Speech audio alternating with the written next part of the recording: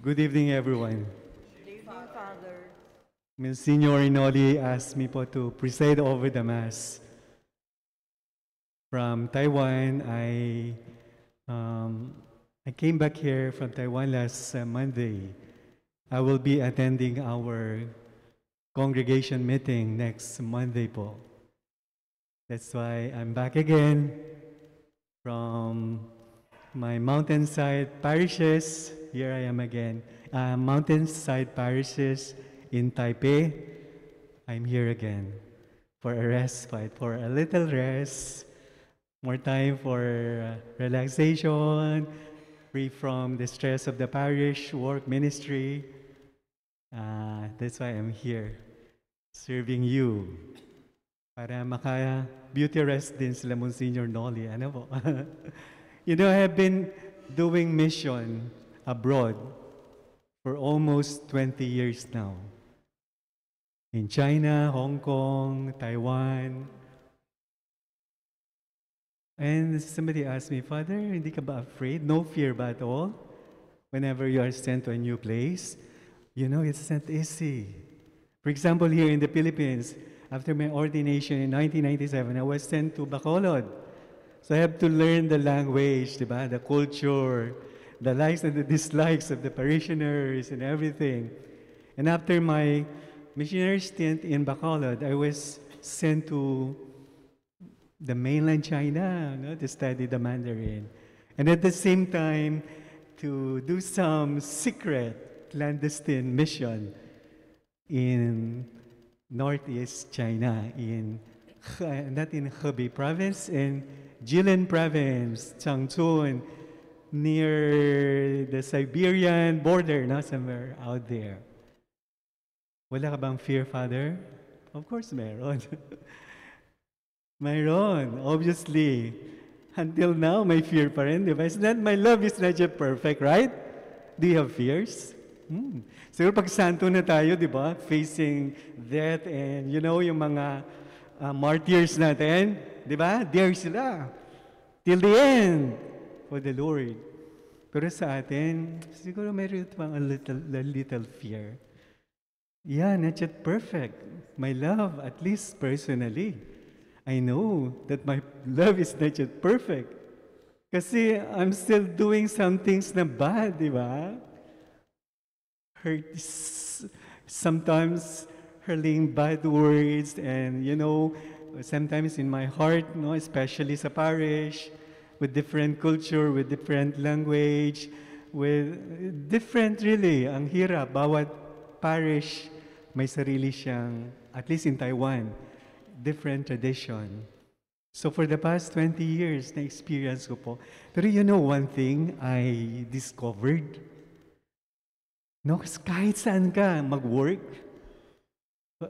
no matter who you will be with, dealing sa family man yan, sa work man yan, alam niyo may secret sa akin at least, kapag mayroon kang love, may kindness ka, may goodness, may patience ka, ito yung mga traits ng a good Christian, di ba? Doing Jesus' deeds and works, Really, you will be loved by most of the people whom you will be serving and dealing with. Yun po, kaya nakatagal ako sa mission Kasi every 6 years, we are being transferred every 6 years. Before nga, every 3 years lang 3 years. And then transferred to another place. And that's why in Taiwan, I have already served in Hsinchu Diocese, 5 parishes, mountain parishes, and then in the Archdiocese of Taipei, 2 city parishes, and now, naka-assign po ako sa mountainside parish, sa city outskirt. Different culture na naman. Ang language nila more on Taiwanese language. So I have to study again yung Taiwanese language kasi yun ang ginagamit po nila sa parish, yung daily conversation, yun ang ginagamit nila. So ang hirap. Pero yun nga if you do it out of love, di ba? Mahirap, malungkot, mag-isa sa parish. DIY missionary, do-it-yourself missionary. Before, nandito ako sa seminaryo, no, I took care of the pastoral and apostolate, ano pa siya, vocation, no, director, and also the mission director of the Archdiocese of Manila. Lahat nandyan sa iyo eh. May driver kayo, mayroon kang tagalaba, mayroon kang tagaluto, no? Pero sa mission, hindi po, mag-isa ka lang. Do it yourself. Do it yourself. Sa city parishes ko, okay lang. Sabi nila, Father, kahit anong kailangan mo, just tell us, Father, we'll buy for you. Sira na yung aking coffee maker. Oh, Father, we will buy you one coffee maker. Sira na yung aking bread maker kasi I bake my own bread na po, no? Para mas healthy siya, no? Okay, Father, we'll buy for you. Ano, what else? Oh, dami. Tapos sabi ko, I've been helping the poor students in my home country, the Philippines, particularly in my Vicariato of San Jose in Mindoro, some poor children. Mayroon kaming regular feeding. I told them, pwede bang tulungan niya ako to take care of these poor kids? And we have also scholars. We have been supporting for the past 10 years. Pwede ba tulungan niya ako? Oh, tumutulong po sila. That's why every year, every year. And currently, we have 10 scholars, mga poor students, college scholars. Ang iba ay mga mangyan, no? Ang ating indigenous people na children. We have feeding for the mangyan's children. At tuwan-tuwa po ako. And sabi ko sa kanila, God has been so good to all of you. Share your blessings. Share your blessings and we will have the joy of God. Yun po ginagawa namin for the past 10 years sa Archdiocese of Taipei. Kaya nga, sabi ko nga, wherever you are, wherever you'll be assigned, as long as you have this love, the love of God, most po, majority ng tao ay mamahalin ka. Subok na po yan. May mga pasaway, Father? Meron po bang pasaway? Meron. Hindi mawawalan. Hindi mawawalan ng pasaway. Diba? Sabi ko, pwede bang yung aking sinagsid na, yung former parish priest, nag-adapt siya ng mga pusa, stray cats. Kasi sabi niya, Father, huwag ka na mag-adapt ha. No more stray cats, wala na mo. Sabi ni Father, may mga cobra dito eh. Kaya nag-alaga si Father, he told me na to protect him. Talaga po may cobra. May mga cobra kasi bundok po siya eh. Hala, nung nakita ko, nasko po.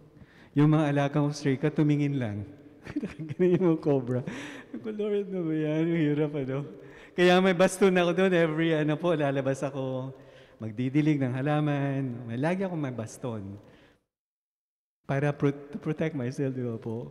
Kaya sabi ko, pwede tuloy natin yung alaga ng pusa. At least may pusa. Di ba po? Takot yung sa pusa eh, yung ahas. At least pag may pusa. Sabi niya, hindi, walang pusa na. Sabi ko, please. Ay, pumayag naman. Pumayag iba. Yung pasaway. Pero yun nga po, if you have the love of God, ikaw na lang mag-a-adjust, di ba po? Ikaw na mag-adjust. Ang Kristiyano, good Christian, siya na mag-a-adjust. More patience, more understanding, di ba? Yes. That's the way of Jesus. Di ba? Although Jesus did no wrong, may mga tao pa rin pasaway sa Kanya. But the Lord Jesus continued to praise the good news about God's love, about forgiveness, about kindness and goodness. At sabi ng Panginoon, if you love me, if you believe in me, my true disciple will do the things that I do. Yun po ang challenge sa atin ng Panginoon. Do we have fears? Siguro meron pa. More love, more patience, more understanding. At tayo mga nagmamahal sa Panginoon, tayo na po ang mag-adjust. And of course, God will bless us in this life and in the life to come, eternal life. May the good Lord bless each one of us, and may we continue to remain in the love of the Lord so that we may continue to be a blessing to other people through our goodness and kindness, goodness, compassion, and the like. Amen.